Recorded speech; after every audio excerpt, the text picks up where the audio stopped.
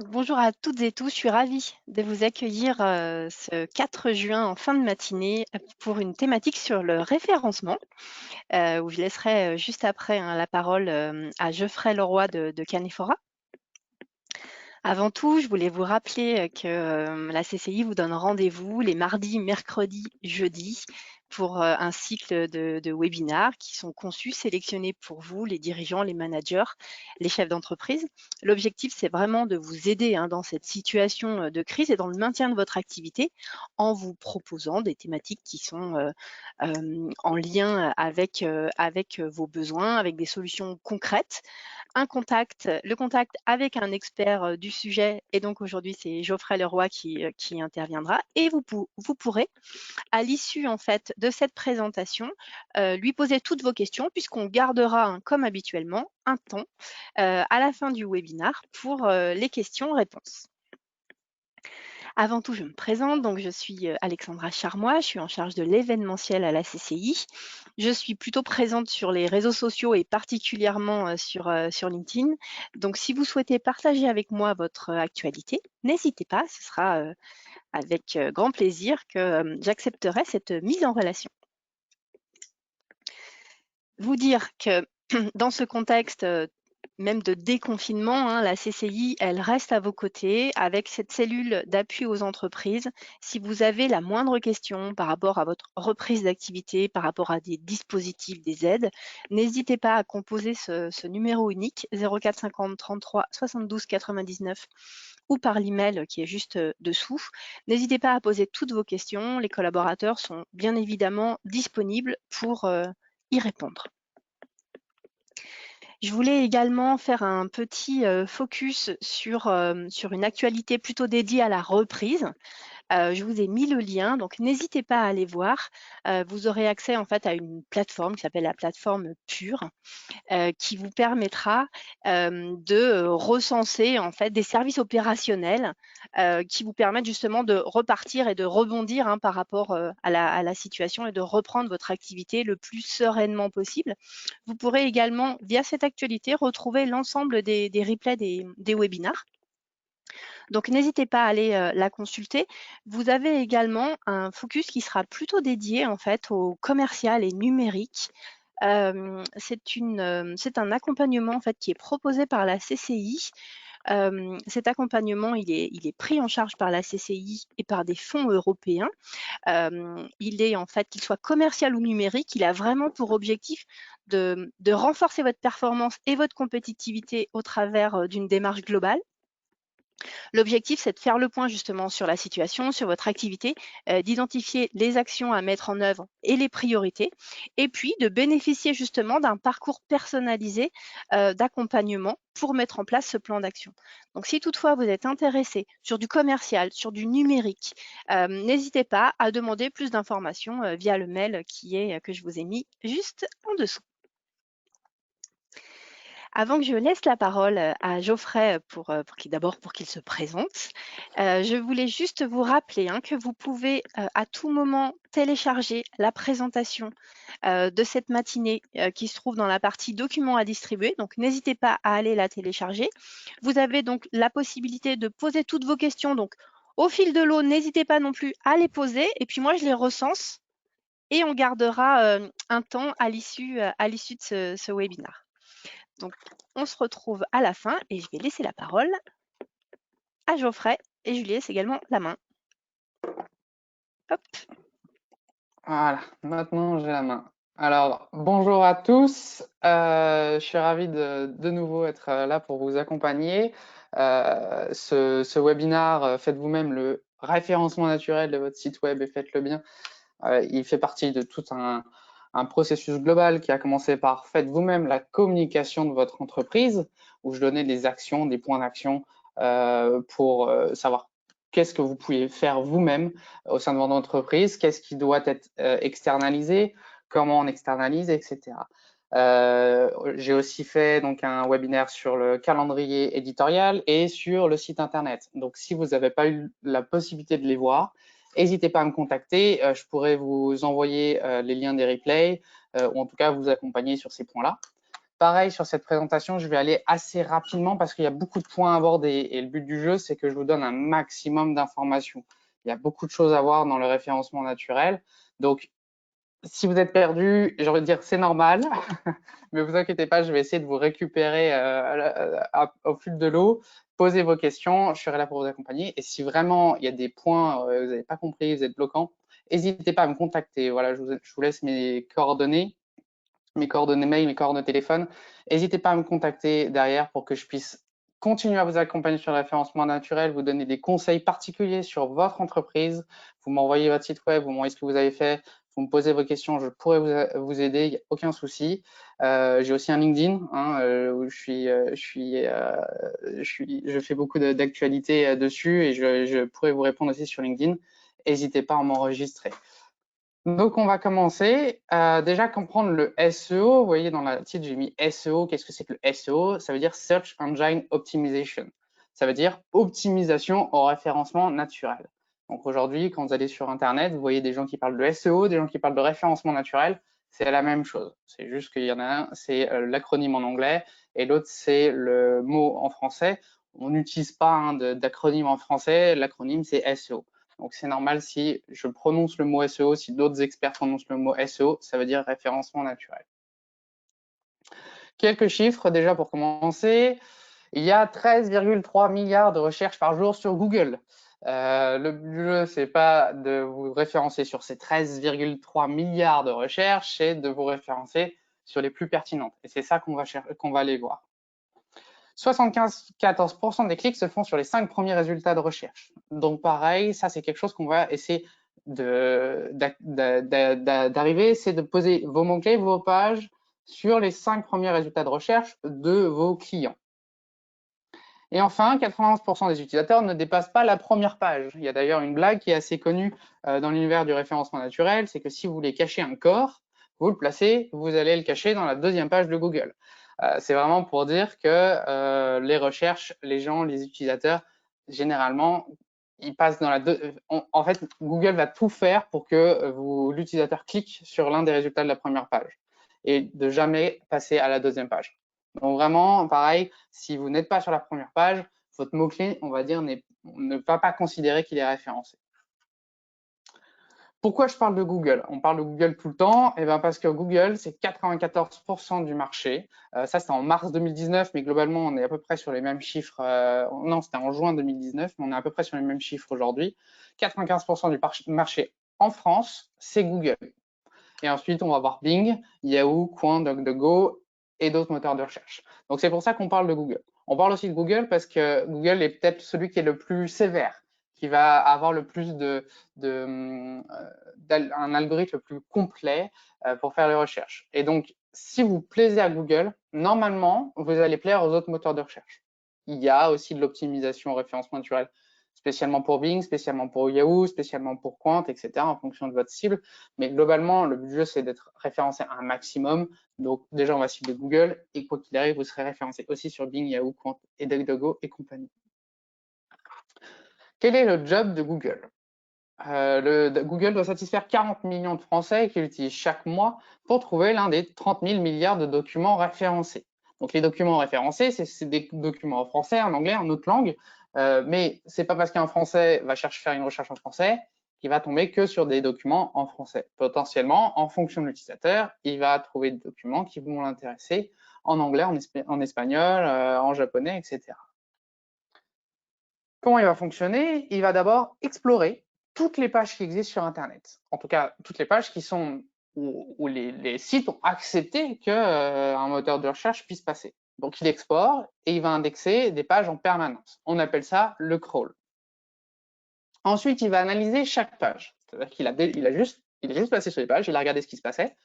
Puis après, il va analyser la qualité sur plus de 200 critères. Donc ça, c'est l'algorithme. Cette qualité des pages va fournir l'indexation, faire en sorte de savoir si une page peut être ou non référencée. Ça ne veut pas dire pour l'instant qu'elle se trouve dans les résultats de recherche, puisque les résultats de recherche, elles se font par rapport à une requête. Il y a un utilisateur qui a posé des mots-clés, qui a posé une question, qui a posé une phrase, et il s'attend à avoir un résultat qui est pertinent. On appelle ça le résultat de recherche. Qu'est-ce que veut l'internaute? L'internaute, il va poser des questions, donc, et il va les transformer en requêtes. Globalement, soit il va poser sa question, je sais pas, demain je cherche du café en grains, vous allez voir, je vais tourner tout autour du café en grains. Quel est le meilleur café en grains? Ça, c'est une question. Sauf que des fois, il va juste poser une requête café en grains. L'utilisateur, l'internaute, va poser ses questions, va faire ses requêtes un peu comme il l'entend. Il va vouloir répondre à des besoins. Il attend des réponses pertinentes. Quand je tape café en grains, moi, dans ma tête, qu'est-ce que je veux? Peut-être que je veux acheter, peut-être que je veux avoir des informations. En tout cas, il a quelque chose en tête. Et ça, on va le voir, il va falloir, vous, en tant que créateur de site internet, en tant qu'entrepreneur, essayer de répondre à ces besoins et d'essayer de faire en sorte que Google vous utilise votre site internet pour répondre aux besoins de l'internet. Donc, il attend des réponses pertinentes à sa requête. Et il va vouloir passer à autre chose rapidement. L'information, il doit être accessible rapidement, que ce soit sur un ordinateur, sur un téléphone ou sur une smartwatch ou sur une Google Home. Il veut avoir une information et il veut l'avoir le plus rapidement possible. Et ensuite, il va être mobile. Je viens de le dire, smartphone, ordinateur, smartwatch, il utilise différents outils. Et en gros, il faut être présent sur chacun de ces outils. Et il faut que votre site internet puisse être accessible, que ce soit sur un ordinateur ou sur un mobile. Et après, voilà, smartwatch, etc. C'est un peu plus complexe, mais globalement, il faudrait que ça soit accessible partout. Et qu'est-ce que veut Google? Eh bien, Google, il veut répondre pertinemment aux internautes. L'internaute a des questions et il veut faire en sorte qu'il ait sa réponse. Google, il veut faire en sorte d'accéder à la réponse de l'internaute, pareil, le plus rapidement possible, en se basant sur des expressions clés. Donc, il va essayer déjà de comprendre la requête de l'internaute. Il va proposer des réponses de qualité en se basant sur du contenu, le contenu de votre site internet. Et il faut que le contenu soit pertinent via l'indexation, via les requêtes qu'on a pu voir juste avant, mais aussi via tout le contenu que vous avez pu mettre sur votre site de façon antérieure, tout le contenu que vous avez mis sur votre article, etc. Il va vouloir ne pas déranger l'internaute. Il faut que le site internet soit ergonomique. Il faut que l'internaute, quand il arrive sur le site internet, il ne soit pas perdu, il arrive à trouver l'information, il arrive à se balader facilement. Il y a une question technique là-dedans qui est importante. Il faut que votre site soit bien fait et joli et ergonomique, etc. Et il va avoir confiance en vous. Et donc, pour avoir confiance en vous, il va vérifier votre e-réputation. Donc, est-ce que vous êtes présent sur le web? Est-ce qu'on parle de vous? Votre notoriété, votre popularité, tout ça, toutes ces choses-là, on va le voir comment on arrive à faire en sorte que Google ait confiance en nous. C'est important. C'est surtout important, c'est plutôt l'inverse, c'est-à-dire que s'il n'a pas confiance en vous, là, il va vous pénaliser. Tant qu'il n'a pas confiance, tant qu'il ne vous connaît pas, il va se positionner en tant que neutre et il va potentiellement proposer votre contenu tant qu'il ne connaît pas un peu plus qui vous êtes, ce que vous proposez, si vous avez effectivement une bonne réputation, une bonne notoriété, une bonne popularité.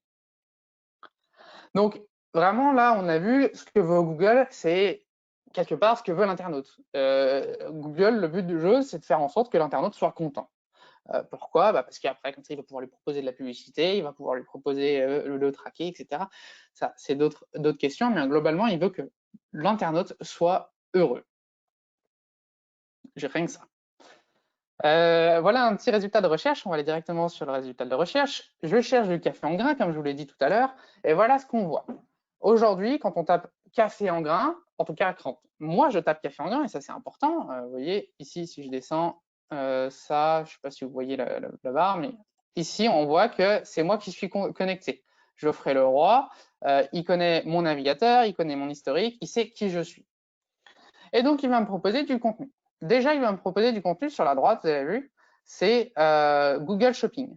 Ça, c'est du contenu sponsorisé. C'est des gens qui ont payé pour pouvoir se positionner ici. En sponsorisé, on va retrouver aussi ici annonce, vous voyez, à chaque fois que c'est marqué annonce, c'est une publicité. C'est des gens qui ont payé pour être positionnés ici. Ce n'est pas ici du référencement naturel. Ici, c'est du référencement payant. Globalement, vous allez sur Google AdWords, vous mettez, vous faites vos annonces, vous mettez de l'argent et vous allez être positionné sur certains critères de recherche. C'est pas sur ça qu'on va se positionner. C'est pas sur ça, en tout cas, qu'on va parler aujourd'hui, puisque le but du jeu, c'est d'être positionné ici, sur le premier résultat naturel. Maxi Coffee, le meilleur café en grains torréfié, c'est celui-là. Ça, c'est le premier résultat naturel. Pourquoi on va essayer de se positionner ici? Parce que la pub, déjà, ça vous coûte de l'argent. Bon, référencement naturel, ça va vous coûter du temps ou de l'argent si vous l'externalisez, mais la pub, dès que vous arrêtez, vous n'avez plus rien. Le référencement naturel, ça va fonctionner dans le long terme, c'est-à-dire que à partir du moment où vous avez réussi à positionner, vous allez rester longtemps et créer du contenu régulier, etc. Vous allez rester normalement sur cette requête le plus longtemps possible, tant que vous ne soyez pas détrôné par quelqu'un d'autre. Donc, on va avoir un premier résultat de recherche ici, puis un deuxième résultat de recherche. Google va même vous proposer du contenu supplémentaire par rapport à ma recherche, c'est-à-dire que j'ai tapé café en grains, il va se dire, ok, moi je pense que le meilleur résultat de recherche, c'est Maxi Coffee qui le donne. Pour moi, pour cet utilisateur-là. Pour vous, peut-être que ça sera, il va vous proposer d'abord café-en-grain.com. Il va nous proposer aussi des pages de ce site internet-là, Café en grain Marley Coffee, Café en grain Terre Café, Café italien Zicafé.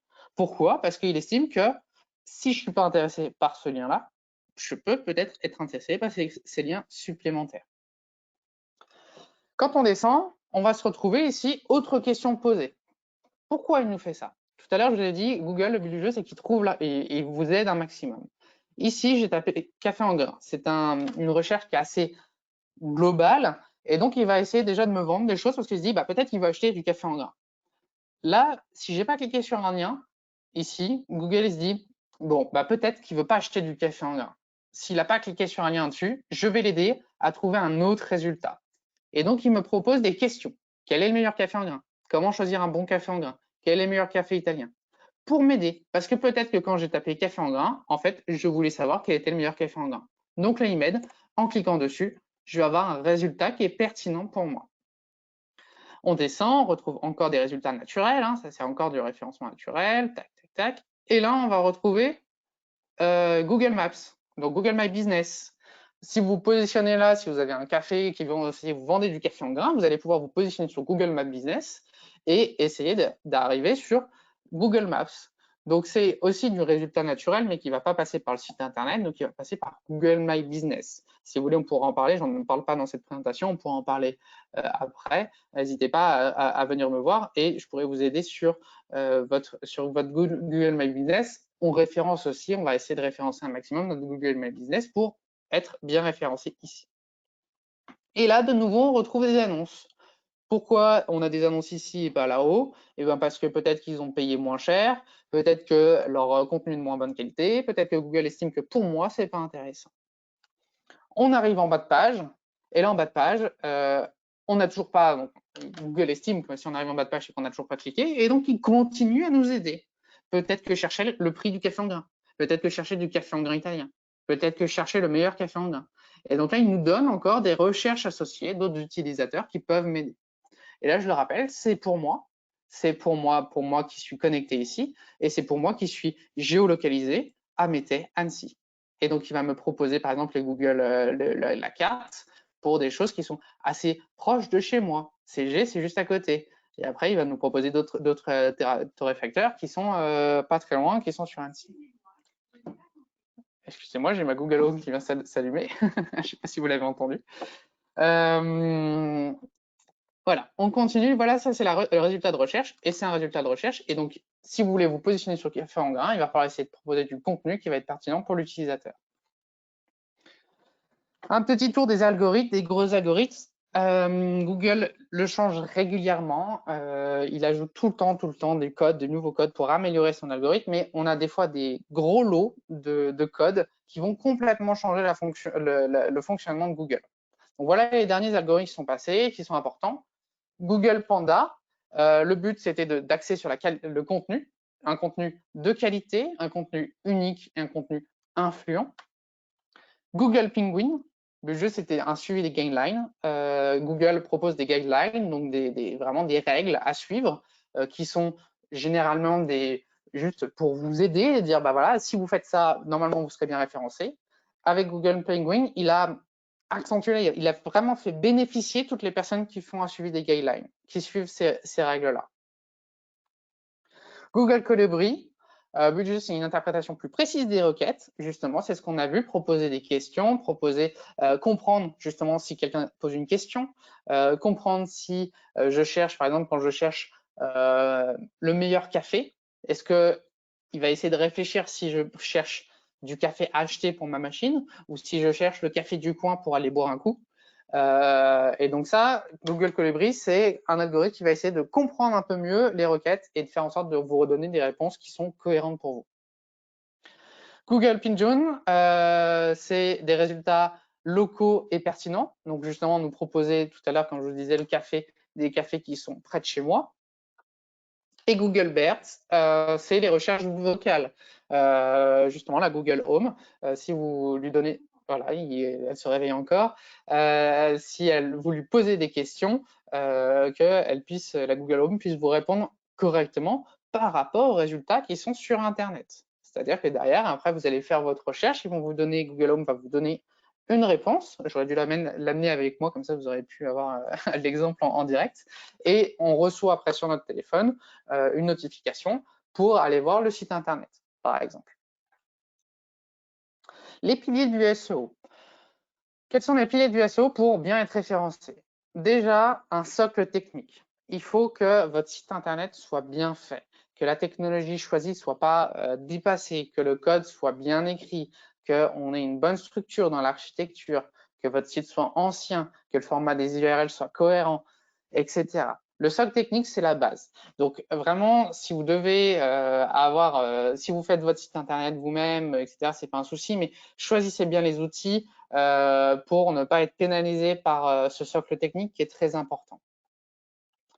Le contenu, c'est l'un des plus gros points après le socle technique. Il faut que le contenu soit bien rédigé, il faut que le contenu soit formaté pour le référencement naturel, on va le voir tout à l'heure. Il faut que le contenu soit inédit, il faut que le contenu soit intéressant, il faut que le contenu soit long, je l'ai mis entre parenthèses parce que effectivement, on va essayer d'avoir un maximum de contenu, écrire un maximum de texte, mais il faut quand même que les gens puissent le lire à un moment donné. Les liens, il faut que ce soit des liens entrants, que vous ayez des liens qui redirigent vers votre site internet et des liens qualifiés. Et les réseaux sociaux, attention, ça n'a pas d'impact direct sur le référencement naturel. Par contre, ça va vous amener du trafic et c'est toujours intéressant. Plus vous avez de trafic sur une page, plus Google va le voir et potentiellement aussi vous rediriger en référencement naturel. Donc en gros, qu'est-ce qu'on fait? Il faut proposer aux internautes du contenu de qualité, il faut un site bien fait et il faut comprendre au mieux leurs demandes.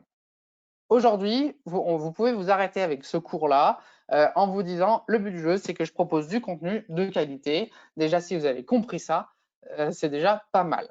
Parce que Google ne veut pas aussi faire en sorte de mettre en avant justement tous les sites qui sont suroptimisés au référencement naturel. Il veut mettre aussi en avant des sites qui ont du bon contenu. Aujourd'hui, vous proposez du bon contenu, vous ne faites aucune technique de référencement naturel, vous devriez normalement être bien positionné. On va passer à la suite et je vais vous expliquer comment quand même on arrive à optimiser un minimum le référencement naturel. Déjà, chercher des mots-clés. Ah, je vois quelqu'un qui est parti, j'ai dit il faut s'arrêter le cours, il est parti, il s'est arrêté. Pourquoi pas chercher des mots-clés. Déjà, chercher les mots-clés les plus recherchés, les moins concurrentiels et les plus pertinents. Qu'est-ce qu'un mot-clé? Déjà, pourquoi choisir un mot-clé? Parce que vous ne pouvez pas être partout. On ne peut pas se référencer sur tous les mots-clés qui existent, sur tous les mots-clés qui sont tapés.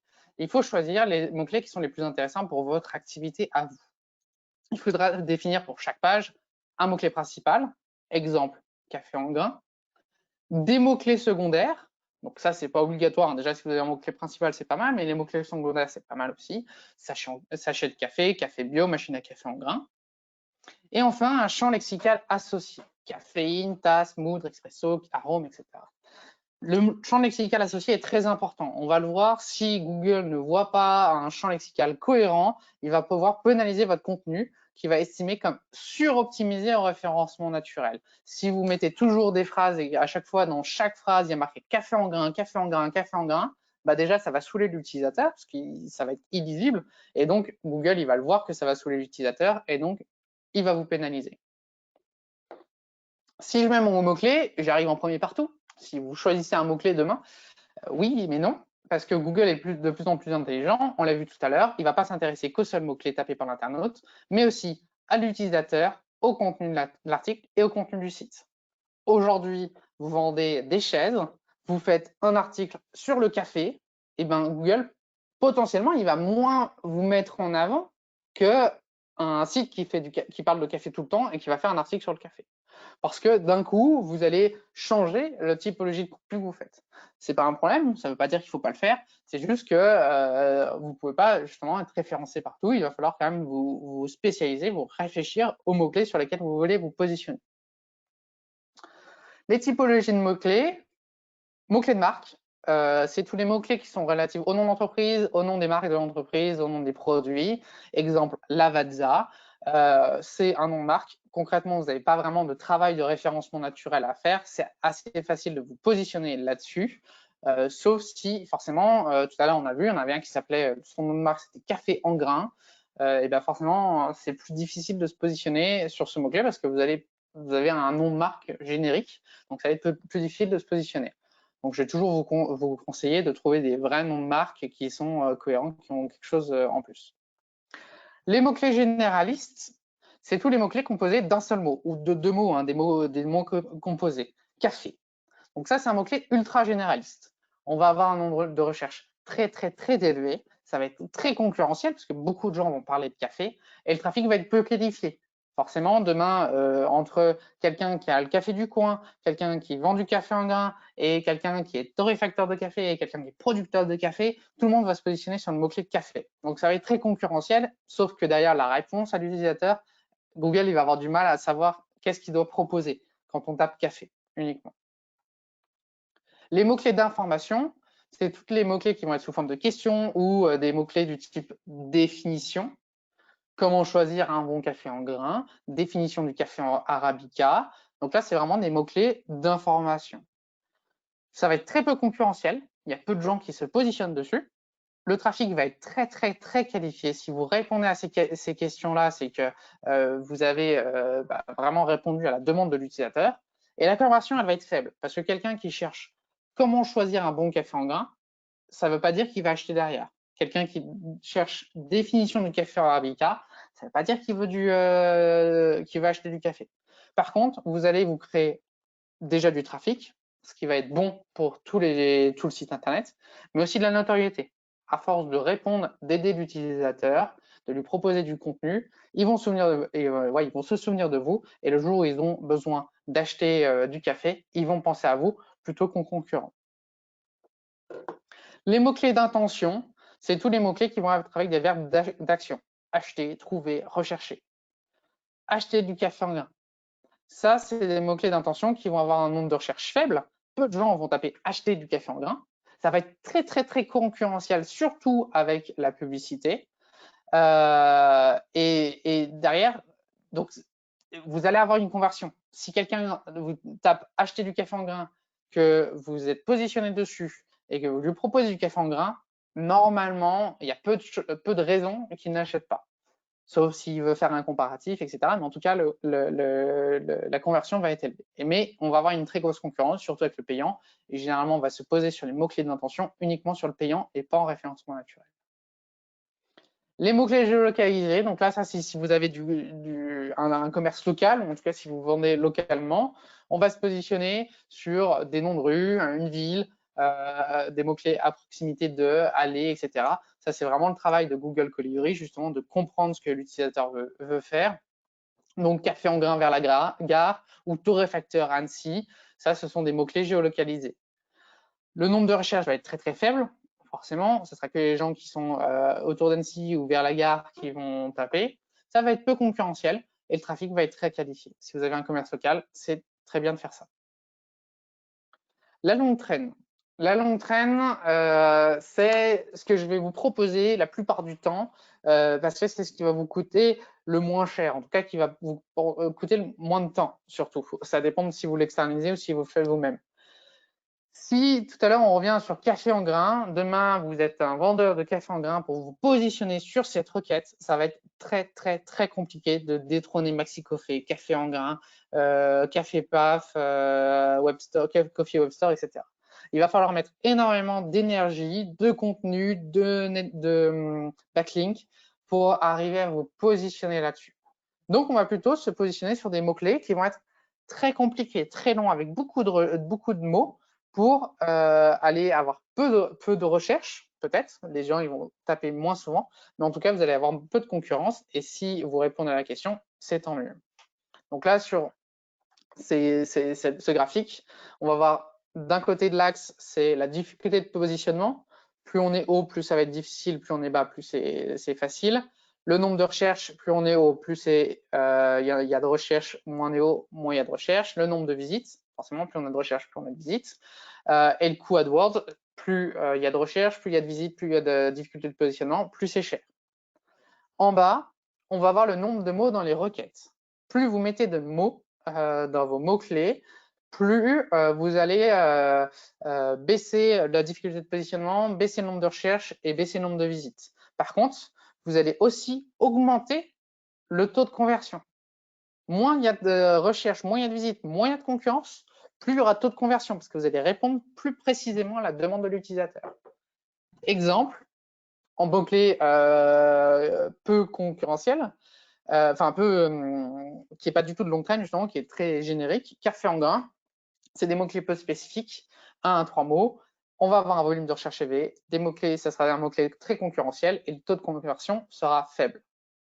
Exemple que je peux vous proposer de mots-clés de longue traîne. Café en grain, bio, léger et épicé. Alors là, pour le coup, je pense qu'il y a très peu de gens qui vont taper ça dans le mois. On va peut-être avoir 10, 15 personnes qui vont le taper dans le mois. Par contre, si vous répondez à ça, café en grain, bio, léger, épicé, vous avez un produit et qui répond à ça, l'utilisateur, il a ce qu'il a demandé, un café en grain, bio, léger et épicé, il va vous l'acheter. Donc, le mot-clé sera peu concurrentiel et le taux de conversion sera élevé. Donc, vraiment, réfléchissez plutôt à vos mots-clés, des mots-clés comme ça, café en grain bio léger, parce qu'il faut répondre à la demande. Le choix des mots-clés, comment on choisit ces mots-clés? Déjà, première chose, on va réfléchir aux mots-clés que vous utilisez vous pour vendre, les mots-clés que vos clients, vos prospects vont utiliser. Faites un mind map, donc c'est pour trouver d'autres mots-clés, ça peut être intéressant. Regardez juste les recherches de Google, comme on a vu tout à l'heure. Regardez l'autocomplétion, regardez les recherches associées. Donc, les recherches associées, ça va être les autres questions posées ou ici, les recherches associées de café en grain. Vous pouvez utiliser ces mots-clés-là. L'autocomplétion, ça va être là. Café en grain, prix, italien, meilleur café en grain, Lavazza, etc. Donc ça peut vous aider à trouver des mots-clés supplémentaires qui sont utilisés par les utilisateurs. Allez voir la concurrence. Vous allez sur le site de vos concurrents et vous regardez les mots-clés, les mots en tout cas qu'ils utilisent, et vous allez voir que de toute façon, il y a des mots qui reviennent régulièrement, ce sont leurs mots-clés. Peut-être qu'il faut utiliser ces mêmes mots-clés ou justement vous diversifier et trouver des mots-clés différents. Ce qui est génial dans la concurrence, surtout si vous avez un commerce local, eh ben, allez voir, vous êtes sur Annecy, allez voir les meilleurs commerces de Nantes. Vous tapez, je reviens, vous vendez du café en grain Nantes, et vous allez regarder ceux qui ressortent en premier. Et vous allez piquer tous leurs mots-clés. Parce que de toute façon, vous allez vouloir vous positionner sur Annecy. Donc là, c'est une concurrence. En plus, vous n'allez pas vraiment être concurrent puisqu'on va être sur du géolocalisé. Et vous pouvez utiliser des outils comme Google Keyword Planner qui est totalement gratuit. On ne va pas le voir en détail. Si vous voulez vraiment, si vous avez des questions, n'hésitez pas.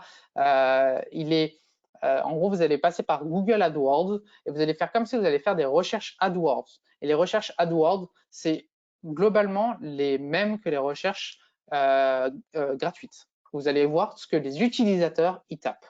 Et Google va vous donner ces informations-là et va vous dire, les gens, ils tapent entre 10 et 100 recherches par mois, ils tapent entre 100 et 1000 recherches par mois, la concurrence est faible, élevée ou moyenne, et là, vous allez pouvoir chercher, trouver des mots-clés, vous n'avez même pas eu conscience.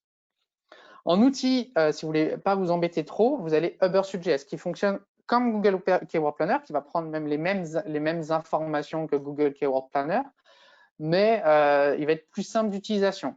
Par contre, il va vous limiter dans le nombre de réponses. Au bout d'un moment, vous n'allez pas avoir tous les mots-clés. Il va vous limiter, je crois, à 100 recherches, 100 mots-clés. C'est intéressant. Answer the Public, on le verra tout à l'heure. C'est très bien pour faire du contenu sur votre blog, justement pour trouver les questions que se posent les gens et répondre à ces questions-là. Ubersuggest, je voulais vous faire un tour, on verra si on a le temps après, si ça vous intéresse, mais vous allez pouvoir faire plein de choses avec. Déjà, trouver les mots-clés que vous utilisez, qui sont les mieux positionnés sur votre site internet, trouver des idées de mots-clés, vous voyez sur la gauche, des idées de mots-clés. Trouver des idées de contenu, donc là ça marche pas très bien parce que c'est plutôt sur des mots-clés, des contenus anglais, mais à la rigueur vous pouvez dupliquer des contenus anglais et les traduire. Trouver les mots-clés de vos concurrents. Tapez, vous allez mettre l'utilisateur, l'URL de l'utilisateur et vous allez trouver les mots-clés que j'utilise et vous allez pouvoir lui piquer ces mots-clés.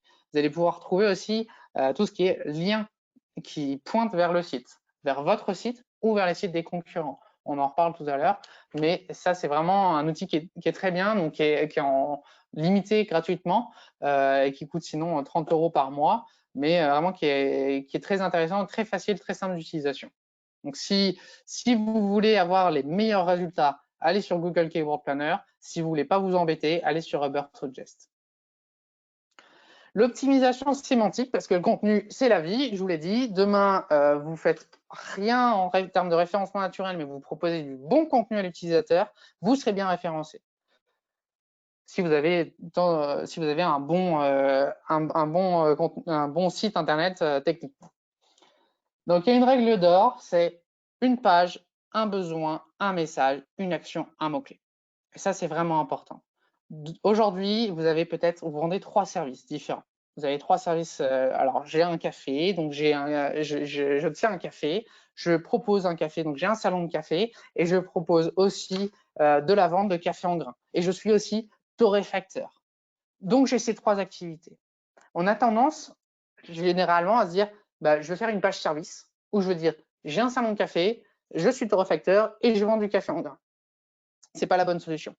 Vous allez faire une page où vous allez dire, peut-être que vous faites les 3, mais vous allez tout de suite les rediriger vers d'autres pages où vous allez parler uniquement du salon de café, uniquement de la torréfaction et une autre page uniquement de la vente de café en grains. Pourquoi? Parce que un utilisateur qui cherche un salon de café n'est pas le même qu'un utilisateur qui cherche du café en grains, qui n'est pas le même qu'un utilisateur qui cherche un torréfacteur. Et donc là, vous allez pouvoir trouver des mots-clés qui sont plus pertinents et aller vous positionner sur un mot-clé, une page, un besoin, un message, une action. Quelques points clairs et optimisés. Déjà, dans votre recherche, la première chose, c'est quand vous tapez une recherche, vous avez des choses qui ressortent tout de suite. Et c'est ça qu'il va falloir optimiser en priorité. En tout cas, qui sont importantes à optimiser par rapport aux autres. L'URL, le lien de votre site internet et le lien de votre page. On va essayer, là j'ai mis intégrer des mots-clés. Attention, votre nom de domaine, le nom de domaine principal, là ici c'est caféprivilège.com, il faut que ça soit le nom de votre entreprise. Il y avait une technique il n'y a pas longtemps, c'était de mettre un nom de domaine qui avait des mots-clés dedans. Non, mettez le nom de domaine de votre entreprise. Si vous appelez, là, moi, donc mon entreprise, c'est Canephora. Mon autre domaine, c'est Canephora. Et c'est pas agence-web-annecy.com. Ça n'a aucun intérêt.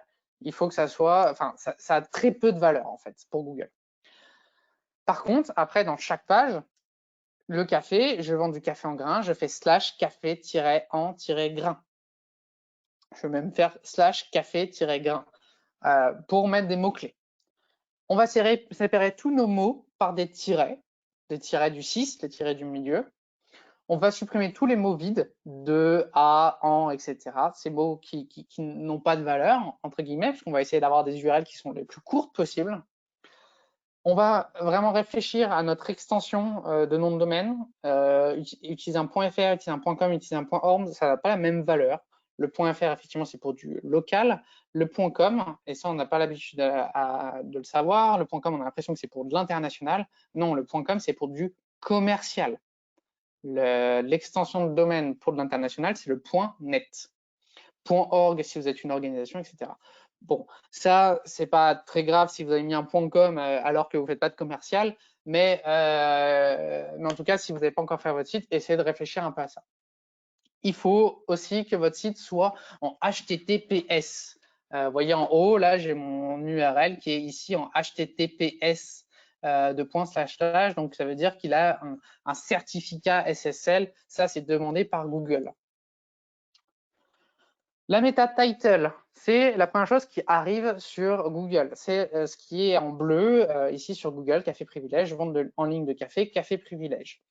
On va essayer d'y intégrer des mots-clés. Il faut que ces mots-clés soient uniques pour chaque page. Votre meta title soit unique pour chaque page. C'est vraiment important. Et ça va être 70 caractères maximum à peu près, puisque c'est 600 pixels. Hein, donc, si vous faites que des O, vous allez en avoir moins que si vous faites que des I.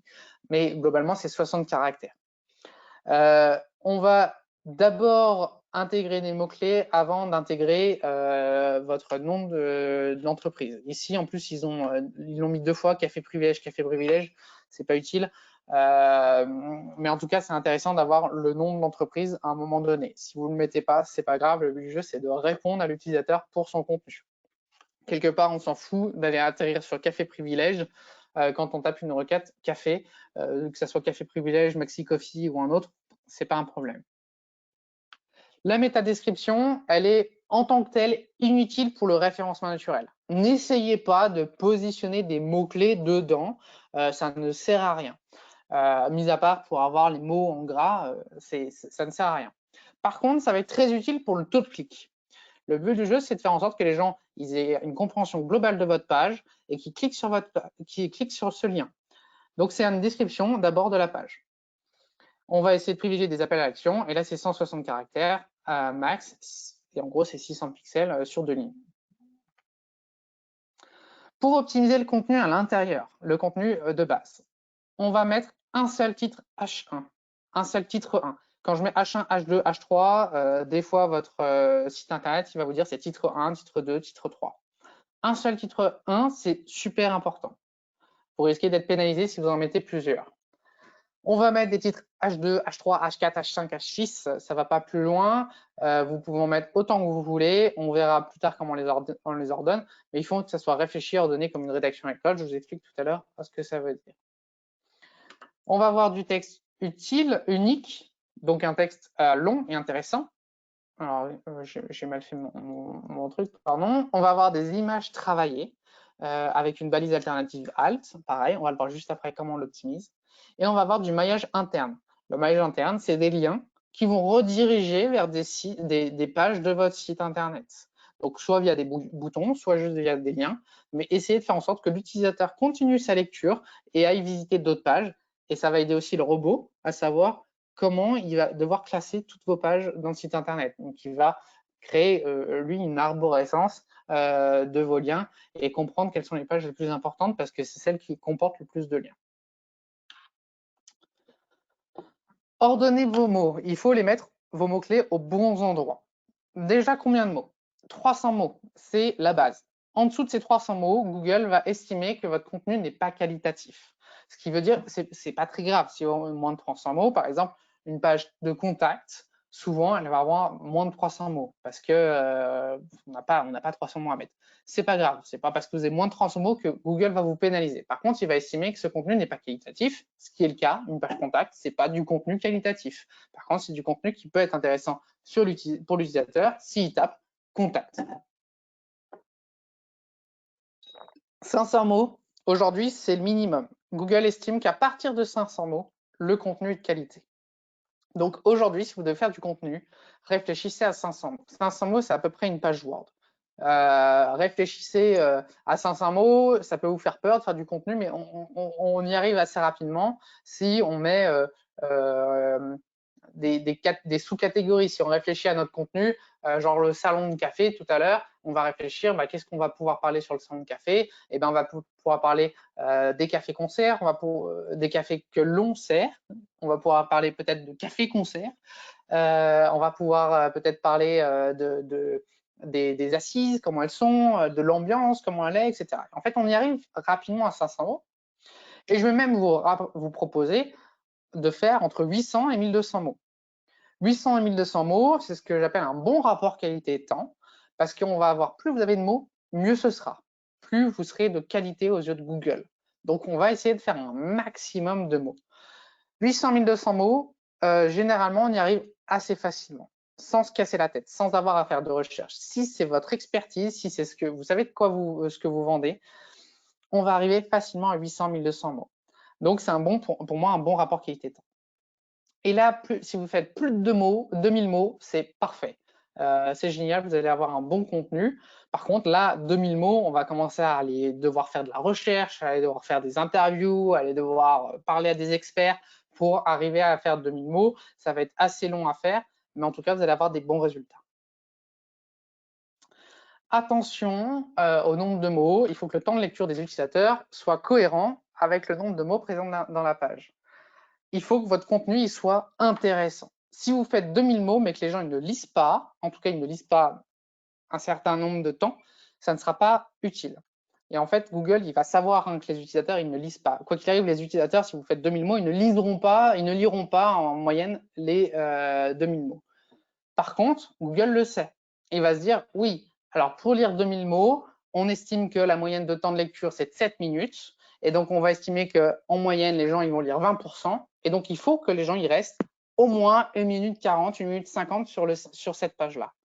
Si les gens restent plus d'1 minute 50, ça veut dire que vous avez fait 2000 mots, c'est super, mais en plus que votre contenu est intéressant. Si vous avez fait 2000 mots, mais que les gens y restent 1 minute, moins d'1 minute, Google il va le voir et il va dire le contenu il n'est pas utile, donc c'est pas du contenu intéressant, même s'il y a beaucoup de mots. Le volume de mots-clés. Il faut savoir que 100 mots constituent 50% de tout énoncé ordinaire. Le, de, un, être, et, a, il, ne, je, etc. Il y a ces 100 mots-là, des 100 mots, justement, moi je dis qu'ils sont vides, c'est 59% de tout énoncé ordinaire. Donc Google s'attend à ce que vous ayez ce type de mots. Et donc, ça veut dire quoi? Qu'un bon référencement ne dénature pas un texte. On va essayer de ne pas dépasser un volume de mots-clés de 11%. Donc, on va appeler ça du keyword stuffing. C'est justement quand vous mettez tout le temps le même mot-clé, café en grain, café en grain, café en grain, café en grain, c'est chiant. Et donc, Google va vous pénaliser. Et le champ lexical, il est important. Si vous supprimez tous les mots-clés principaux et secondaires, il faut qu'on arrive à comprendre de quoi on parle. Si ce n'est pas le cas, ça veut dire que le champ lexical est trop faible. C'est-à-dire que tout à l'heure, café en grain, si je supprime tous les cafés en grain de mon texte et que j'arrive à avoir caféine, expresso, machine à grain, je vais comprendre qu'on parle de café, peut-être même de café en grain. Et ça, c'est ce qui est important. Qu'est-ce que ça veut dire? Je vous ai donné beaucoup de chiffres parce que vous n'allez pas vous embêter à aller compter si vous avez 59% de 100 mots d'un énoncé ordinaire, si vous avez plus de 11% de mots-clés. Qu'est-ce qui est important? C'est qu'il faut rédiger pour l'utilisateur. Si vous rédigez pour l'utilisateur, ça veut dire que vous rédigez pour Google. Donc, en gros, moi, je vais vous conseiller d'abord de faire une première rédaction normale où vous ne cassez pas la tête avec les mots-clés, vous rédigez, vous parlez de votre service, vous parlez de votre produit. Et puis après, vous allez faire une repasse, vous allez peut-être essayer de rajouter 2-3 mots-clés par-ci, par-là. Et là, vous allez réussir à avoir un texte qui va être intéressant pour l'utilisateur. Le duplicate content, c'est la duplication de contenu. Attention à ne pas faire, surtout pas. Pas de duplication de contenu, ni depuis un site externe, donc ne copiez pas le contenu de quelqu'un d'autre, ni depuis les pages internes. Donc les pages internes, si vous avez deux produits qui sont identiques, un rouge, un bleu, il faut que ça soit deux contenus différents. Et il ne faut surtout pas que vous ayez le même contenu où vous changez juste le mot bleu pour le mot rouge et inversement. Il faut que ça soit vraiment deux contenus différents. Sinon, c'est pénalisé par Google. Pénaliser sévèrement, surtout si c'est sur un contenu externe. Si vous avez des citations, si vous devez aller prendre vraiment un bout de phrase par-ci par-là, c'est pas grave. Google, il va le voir. Si vous avez 80% de votre texte qui est unique et 20% qui est dupliqué, c'est pas grave. D'autant plus qu'après, on a des balises pour dire, bah, voilà, ce contenu-là, je l'ai pris sur tel site. Donc, s'il te plaît, Google, ne me pénalise pas, je suis gentil. Ensuite, attention au spinning. Le spinning, c'est la réécriture. Donc, c'est prendre votre contenu. Je vous redonne l'exemple de vos deux produits bleus et rouges. Et en fait, vous allez vous allez créer un bon contenu pour le produit bleu et vous voulez le faire pour le rouge et vous allez faire de la réécriture. Et donc, trouver des synonymes pour chaque mot pour avoir un contenu unique. C'est possible de faire, mais attention parce que Google le voit et donc comprend que c'est du spinning. Et donc comprend que c'est quelque part du contenu dupliqué où on a juste changé, on a juste mis du synonyme. Donc il faut le faire correctement et il faut vraiment que ce soit de la vraie réécriture et pas juste changer des mots pour des synonymes. Avoir un blog pour avoir du contenu régulièrement, ça va être important. Il va falloir essayer de mettre à jour régulièrement votre site en mettant du nouveau contenu. Donc mettre à jour son site, c'est pas juste changer la date sur la page d'accueil et mettre la date du jour. Ça, c'est pas mettre à jour. Mettre à jour, c'est vraiment rajouter du contenu. Et donc, on va essayer de faire un blog et le blog, ça va être très bien. Et pour mettre à jour son site régulièrement, mettre du contenu régulièrement, mais aussi pour pouvoir se positionner sur de nouveaux mots-clés. Tout à l'heure, je me suis positionné, je vous ai parlé de l'exemple du café en grains bio léger et épicé. Et ben peut-être que vous pourrez faire un article sur le café en grains bio léger et floral. Et là, ça sera intéressant. Et donc, vous allez pouvoir créer ce contenu-là sur votre blog. Donc, il faut mettre du contenu sur votre site, sinon les robots ne passeront plus. Si les robots ne passent plus, vous perdrez des positions. Aujourd'hui, vous avez du très bon contenu, vous postez votre site, Google trouve que vous avez du très bon contenu, il va vous voir, il va passer après toutes les semaines pour voir s'il y a du nouveau contenu. Vous n'avez pas posé de contenu, il va passer tous les mois, vous n'avez pas de nouveau contenu, il va passer tous les 3 mois. Donc, il va passer de moins en moins, vous allez perdre des positions. Pire que ça, demain, vous vendez un nouveau service. Vous mettez à jour votre site internet avec votre nouveau service. Si le robot passe dans tous les 3 mois et que pas de chance, il est passé hier, vous posez votre nouveau service, il ne sera pas référencé avant 3 mois. Et donc, vous risquez de perdre des ventes parce qu'en fait, vous ne serez juste pas référencé. Donc, si vous référencez, vous mettez à jour votre blog régulièrement, souvent on me demande combien faut écrire.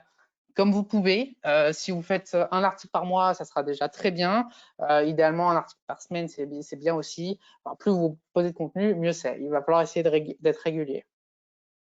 Et donc, en règle générale, il vaut mieux publier un contenu tous les mois, que 12 contenus d'un coup. Demain, vous prenez une prestation de rédacteur web, quelqu'un qui va vous rédiger 12 articles, eh ben, il vaut mieux les publier sur 12 mois plutôt que de publier les 12 d'un coup. Et là, justement, vous allez avoir une mise à jour régulière. Et tant pis si votre contenu, qui est très bien aujourd'hui, il arrive dans 12 mois. Et voilà, plus vous publiez du contenu régulièrement, plus souvent passeront les robots d'indexation. Donc, n'hésitez pas à faire du contenu. Combien de fois vous publiez? Si vous arrivez à un rythme de 1 fois par semaine, c'est super.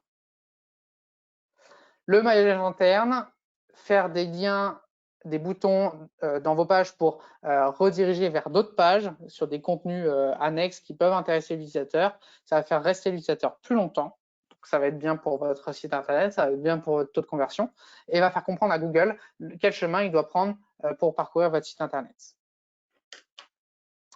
Pour votre site internet, justement, je vais vous proposer, pour votre contenu, je vais vous proposer Answer the Public, qui est très intéressant pour trouver des questions. Là, aujourd'hui, vous allez taper donc café, comme d'habitude. On va se positionner en France. Tac, tac, tac, je monte, si j'arrive à le trouver. En France, en contenu français. Le monsieur, il fait peur, c'est normal. Il y en a toujours un qui fait peur, c'est comme ça qu'il se démarque. On va faire search. Et j'ai fait le maximum de recherches pour aujourd'hui, c'est super. Je pensais pas l'avoir tapé parce que j'ai fait que 2 recherches aujourd'hui. Donc vous êtes limité, vous pouvez le voir, vous êtes limité à 2 recherches. Mais voilà, tout à l'heure j'ai fait une recherche ici où j'ai posé le mot-clé café et je me suis retrouvé avec ce genre de graphique où j'ai des questions. Comment un café est décaféiné? Comment doser un café? Comment préparer le café? Comment faire du café italien? Comment faire du café filtre? Comment faire du café turc? Ça, c'est du contenu, c'est du pain béni. C'est des gens, ils se posent la question. Vous cherchez du contenu à créer sur votre site internet, et ben vous répondez juste à la question. comment faire du café turc? Eh ben, je vais répondre à ta question, comment on fait du café turc? Et on explique étape par étape comment faire du café turc. Ici, on a café ou thé pour maigrir. Bon, pourquoi pas. Eh ben, vous pouvez répondre à la question, est-ce qu'il vaut mieux du café ou du thé pour maigrir? Je pense qu'il vaut mieux un régime équilibré, mais soit. Peut-être que le café, il est très bien pour maigrir. Donc, ça, c'est vraiment une très bonne source de contenu pour votre blog. Les images, pensez à mettre des images. Les images, ça dynamise une lecture, ça garde l'utilisateur plus longtemps. Vous avez fait un article de 2000 mots, c'est super lourd, 2000 mots. Si vous mettez des images, ça va permettre à l'utilisateur de souffler un peu et d'aller un peu plus loin dans la lecture du texte. Il faut nommer correctement vos images, grain-café-arabica-tasse-lavazza. Attention, ça n'a pas d'impact sur le référencement naturel en tant que tel. Peut-être que demain, ça en aura. En gros, de toute façon, si je vous propose de le faire, c'est déjà comme ça, vous allez pouvoir faire mieux vos recherches sur votre ordinateur. Mais en plus, derrière, ça va vous aider justement à remplir votre balise alt, la balise alternative, grain de café Arabica Lavazza autour d'une tasse. On va regarder tous les mots-clés. Dans la balise alt, on va positionner des mots-clés. Et ça va être intéressant. Et la balise alt, attention, elle sert d'abord à décrire l'image pour l'utilisateur. Elle sert pour les personnes qui sont malvoyantes, elles ont des ordinateurs, des outils qui vont lire les images et qui vont lire en fait la balise alt. Décrivez d'abord votre image, c'est ce que je viens de dire. Les mots qui vont être autour de l'image vont être importants. Si vous mettez une légende, si vous mettez du texte à côté, avant, après, ça va être aider à référencer votre image. Et attention au poids des images. Réduisez la taille de vos images. 2000 pixels, c'est déjà énorme. Il existe plein d'outils pour réduire le poids des images. L'optimisation technique. Je suis super à la bourre. Je suis désolé. Je l'ai fait il n'y a pas longtemps. J'en ai mis pour 1h30. J'ai déjà supprimé plein de slides. Je vais essayer de voir un maximum de choses. C'est super important tout ce que je vous dis. C'est pour ça. Désolé si je vous prends du temps. Désolé si vous n'avez pas de temps pour manger. Ne mangez pas. C'est plus important de voir ça que d'aller manger. Ça vous fera maigrir ou pas. Mais voilà, plus que le café. Les balises importantes. La meta title, on l'a vu tout à l'heure. Il faut qu'elle soit unique pour chaque page. Il faut intégrer des mots-clés dedans. Il ne faut pas dépasser 70 caractères, sinon votre title sera tronqué, vous aurez des 3 petits points, donc ça sera illisible sur Google. Il faut faire un texte lisible et cohérent, il ne faut pas juste mettre des mots-clés, il faut que ça soit une phrase qui veuille dire quelque chose, que ça soit intéressant à lire, sinon l'utilisateur ne cliquera pas. Et il faut, si possible, mettre le nom du site, si possible. Si ce n'est pas possible, ce n'est pas grave.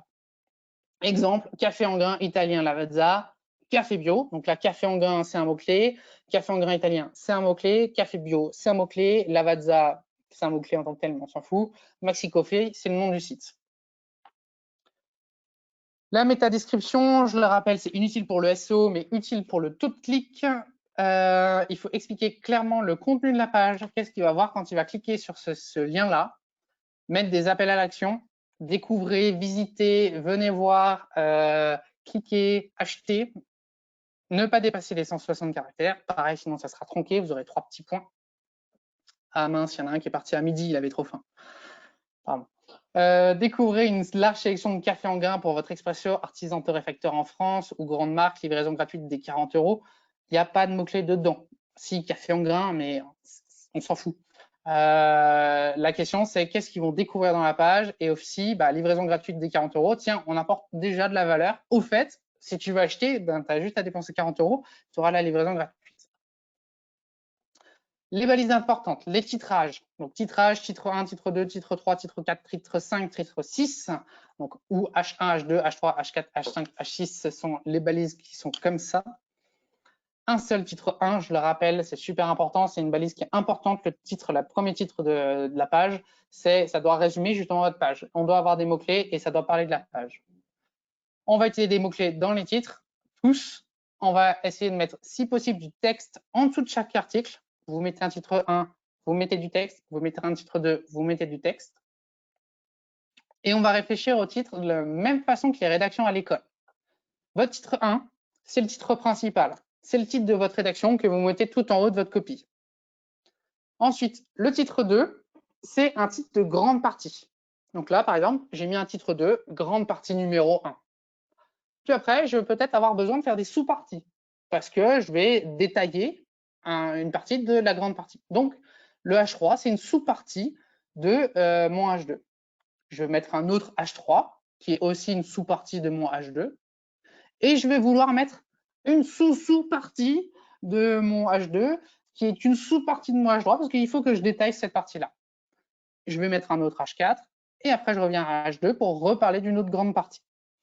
Globalement, aujourd'hui, il y a très peu de chances que vous arriviez à un H6 parce que ça voudrait dire que vous allez faire une sous-partie, si j'arrive bien à calculer. Et la plupart du temps, on va avoir juste un titre 1 et que des titres 2 parce que c'est juste des parties que vous allez vouloir faire. En balise important, on va avoir les balises gras et italiques. Donc les gras, des fois c'est marqué strong, des fois c'est marqué B. Les italiques, c'est marqué EM ou I. Le B, globalement, ça a quasiment la même valeur. Hein. B et strong, ça a quasiment la même valeur. Mais le B, c'est juste pour mettre en gras, même si ça va avoir une importance supplémentaire pour Google. Le strong, c'est juste pour indiquer des mots-clés importants. Le I, c'est pour mettre en italique. L'emphase, c'est pour mettre en relief des mots. Et ça, voilà, ça permet de mettre en valeur certains mots-clés. Mais voilà, on va d'abord l'utiliser à la rédaction de façon générale. Ce café en grain bio, je l'ai mis en strong parce que j'estime que c'est mon mot-clé. Et produit dans la région de Mococa au sud-est du Brésil. Je veux mettre en relief la géolocalisation, donc je l'ai mis en italique. On a du blabla, un régal en bouche, je l'ai mis en gras juste pour dire, tiens, ça permet de dire, tiens, c'est un café qui est intéressant, c'est un café qu'il faut acheter. C'est juste pour le montrer à l'utilisateur. Il n'y a pas de mot-clé dedans, mais c'est pas grave. Les listes, c'est apprécié par les utilisateurs pour sa clarté et donc c'est apprécié par Google. Donc, essayez de mettre des listes. Il faut trouver le bon ratio entre faire un maximum de mots, parce que les listes elles vont avoir tendance à vous faire réduire le nombre de mots que vous allez mettre dans votre texte. Donc, faire un grand nombre de mots et mettre des listes. Essayez de faire un peu des deux. Les listes, c'est bien pour résumer. Si vous avez fait un gros texte, vous avez mis beaucoup de blabla, vous mettez en résumé, voici en quelques points, et vous mettez une liste blabla, point, et ça, c'est déjà pas mal. La balise Meta Keyword, c'est une balise très importante si vous êtes dans les années 2000. Aujourd'hui, c'est inutile. Je ne sais pas pourquoi je vous en parle. Pire, ça vous donne des indications, ça donne des indications à vos concurrents sur les mots-clés que vous utilisez, puisque vous allez mettre tous vos mots-clés dans la balise keyword et on peut la voir facilement. Donc, il n'y a pas d'exemple, on s'en fout. Pourquoi je vous parle de la meta keyword? Parce que je sais qu'il y a des outils, par exemple comme Wix, qui le mettent encore et qu'ils vous disent mettez vos balises keyword. Non, non, on s'en fout. Ça ne sert à rien. N'utilisez pas cette balise keyword. L'optimisation de notoriété, c'est bientôt fini. Globalement, vous avez un site internet qui est le point névralgique de toute votre communication.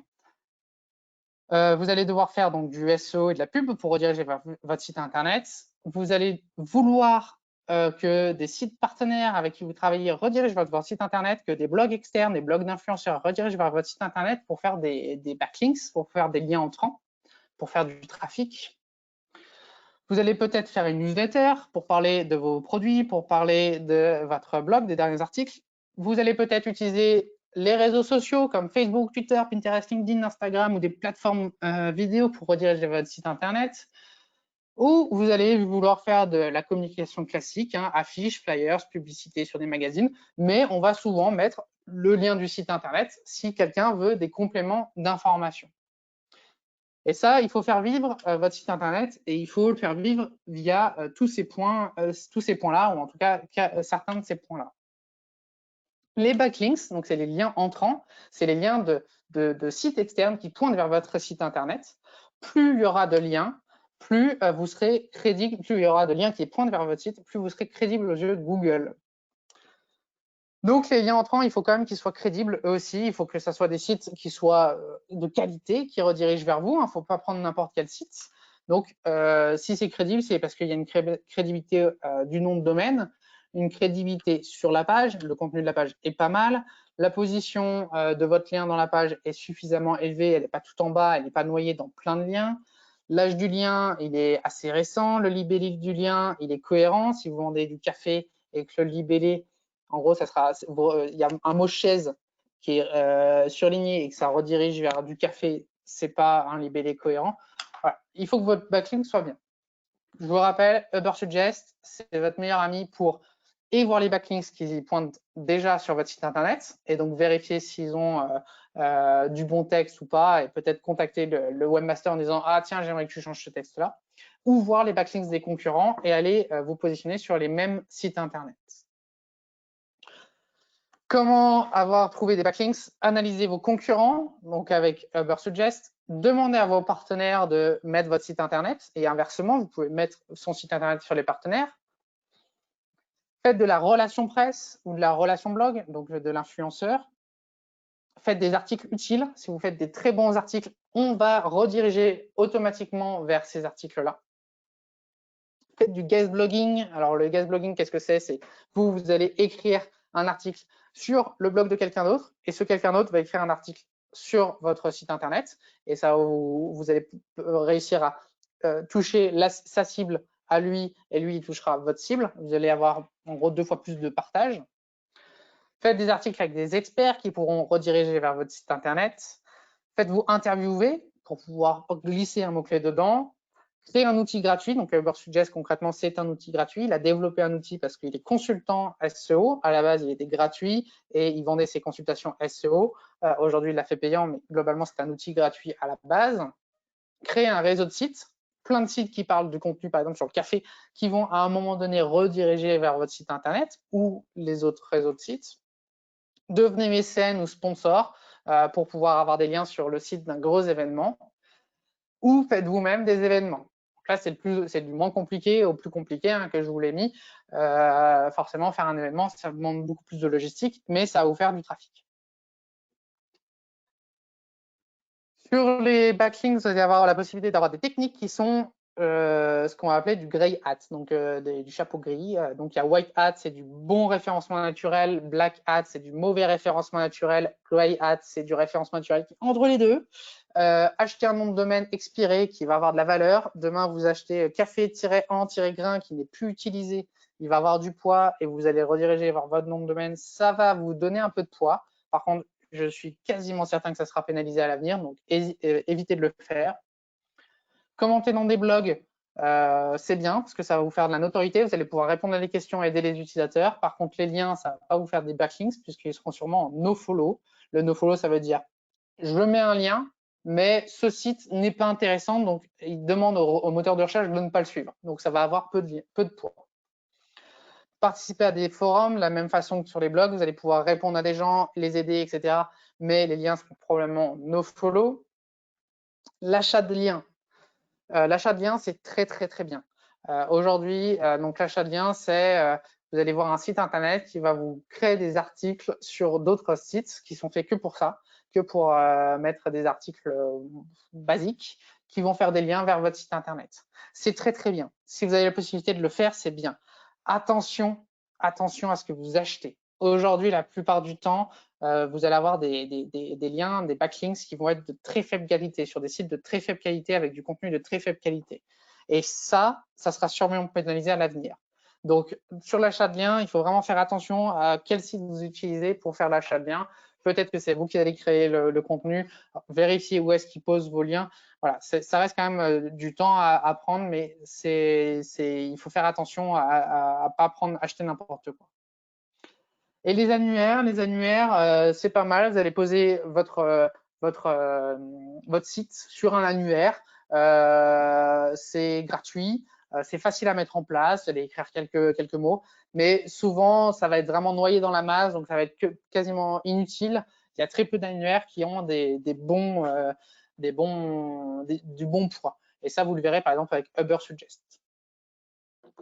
Les réseaux sociaux, il faut utiliser les réseaux sociaux pour poster vos articles, pour poster vos produits, pour parler, rediriger votre site. C'est pas que à ça que ça sert. Pareil, je pourrais vous aider sur les réseaux sociaux. On va pas d'abord rediriger tout le temps vers le site internet. Surtout que ça ne vous servira pas directement pour le référencement naturel. C'est parce que les liens sont aussi en nofollow. Par contre, ça va vous créer du trafic. Donc Google va le voir. Si vous avez un article qui a reçu 1000 de trafic sur les réseaux sociaux et qui est mal positionné sur Google, potentiellement, il va mieux vous positionner sur Google grâce à ça. Voilà, ça augmentera votre trafic, donc votre poids aux yeux de Google. Je vous ai mis des réseaux sociaux, Facebook, Twitter, LinkedIn, Pinterest, qu'on oublie souvent, mais qui est très, très bien pour faire du trafic si c'est pertinent pour votre cible. Il y en a d'autres. Voilà, n'hésitez pas. Il y a toute une stratégie à mettre en place, néanmoins, pour pouvoir bien poser votre contenu. La publicité, de la même façon que les réseaux sociaux, ça n'a aucun impact sur le référencement naturel, mais par contre, ça va vous apporter du trafic. Et donc, ça va vous apporter du poids, ça va vous apporter de la notoriété. Donc, généralement, quand vous faites de la publicité, on va aussi avoir du trafic naturel qui va augmenter. Mais dès que vous arrêtez la publicité, le trafic naturel revient de façon normale. Donc, la publicité, ça n'a pas d'impact sur le référencement naturel. Le but du jeu du référencement naturel, c'est que ça soit durable. Le futur des SEO, et après, on va manger. Toujours plus de mobile, pas que des smartphones. Hein, je parle de smartwatch, je parle de la Google Home, je parle des frigos qui ont des écrans. On va avoir l'utilisateur va utiliser plein d'outils différents. Et donc, il va faire de moins en moins de recherches. Sur une Google Home, vous faites une recherche, vous n'avez pas votre résultat, vous n'en demandez pas une autre. Sur un ordinateur, vous allez pouvoir faire 1, 2, 3 recherches sans problème. Sur un téléphone, vous allez peut-être faire 2 recherches, vous limitez à ça. Bref, on va faire de moins en moins de recherches. L'utilisateur va attendre de moins en moins longtemps, c'est-à-dire qu'il veut sa réponse tout de suite sur mobile, sur smartwatch. Il veut qu'on lui donne la réponse. Il ne veut pas avoir à chercher 5 minutes, puisqu'il est sur mobile, il est en train de discuter avec quelqu'un. Au fait, tu te rappelles ce qu'il a fait comme film Johnny Depp? Ah non, il regarde sur son téléphone, il veut la réponse tout de suite. L'utilisateur, il va naviguer de moins en moins longtemps aussi, il va moins passer de temps sur votre site internet, moins regarder les pages, etc. Il faut en prendre conscience. Plus de recherche vocale, ça on a déjà dit. Il va faire 1 ou 2 recherches et il ne va pas y avoir forcément de visite sur votre site internet. Plus de recherche visuelle, plus de données sur l'utilisation des produits. On va avoir des résultats qui vont être de plus en plus précis pour chaque utilisateur en fonction de qu'est-ce qu'il a acheté. Demain, j'achète une machine en grains, et ben, je tape café. Google va savoir qu'il doit me proposer du café en grains et pas du café moulu ou du café en dosette. Ça, il le sait déjà, hein, mais il va être de plus en plus performant. Et de plus en plus d'intelligence artificielle. Bientôt, il sera plus possible de berner les images avec les balises alt et il va juste, lui, regarder les images et positionner dessus en fonction des mots-clés que lui, il a décidé et pas des balises alt.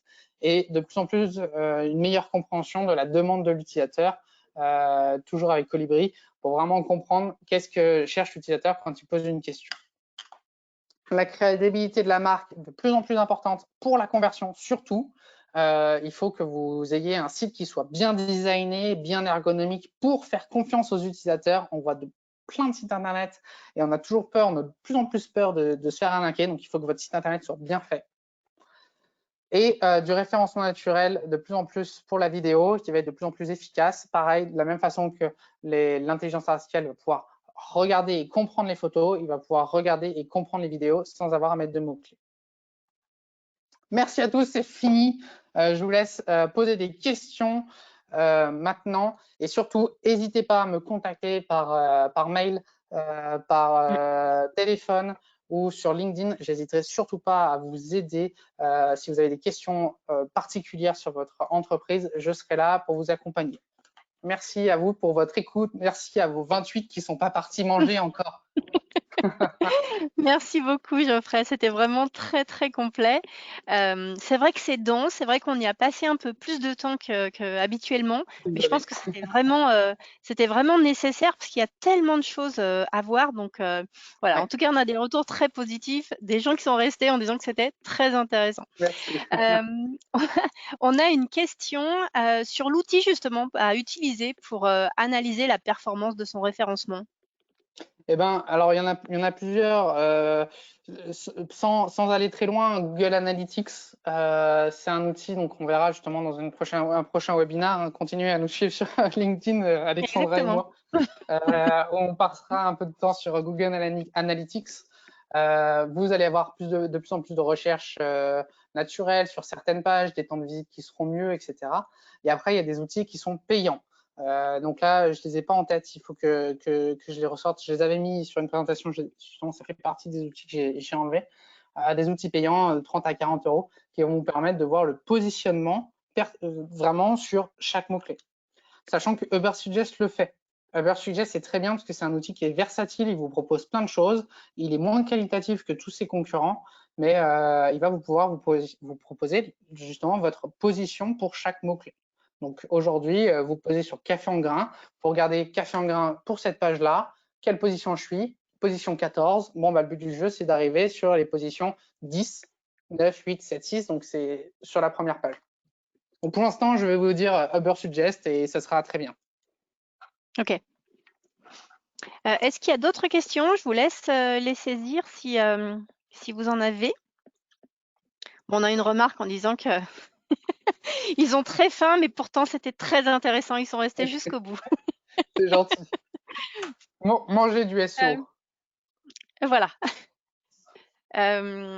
Ok, bah, je pense que c'était vraiment très complet. Alors, Oui, pour le je vois coup, ça, pas de question. ce que je vous, ce que je vous propose, c'est qu'on continue les échanges via LinkedIn ou directement ou lors d'un prochain webinaire. Je vais reprendre, hop, la main. Je voulais vous dire d'ailleurs que par rapport justement à cette analyse, on va avec Geoffrey, on aura le 18 juin un webinaire sur Google Analytics. Alors, ne le cherchez pas dans l'agenda. Pour le moment, il n'est pas encore en ligne. Vous trouverez dans l'agenda mardi prochain le webinaire où on traitera de l'e-réputation, puisqu'aujourd'hui, on a des avis qui sont sur Google ou sur des sites spécialisés. Donc, quelle que soit votre activité, vous avez en fait des commentaires. Donc, comment justement on peut utiliser ces commentaires de façon positive. Le mercredi, on abordera Facebook Shop, puisqu'en fait, on a maintenant une plateforme e-commerce qui a été mise en place sur Facebook. Alors, on ne va pas encore jusqu'au paiement, mais pour autant, c'est en train de se développer et ça arrive en France pour le paiement. Donc, c'est plutôt intéressant. On découvrira cet outil. Et puis, jeudi 11, on parlera de la vente et de la posture et comment, en fait, grâce à la ProcessCom, on apprend à mieux se connaître, à mieux connaître son interlocuteur et bien essayer de trouver justement la bonne alchimie pour aller au bout, en fait, de sa vente. Je voulais vous remercier, remercier bien sûr Geoffrey pour cette intervention qui était très complète. Donc, merci beaucoup. Bien sûr, vous pouvez encore télécharger la présentation, hein, donc n'hésitez pas à le faire. Vous avez les coordonnées de Geoffrey, vous avez les miennes, donc n'hésitez pas à interagir avec nous.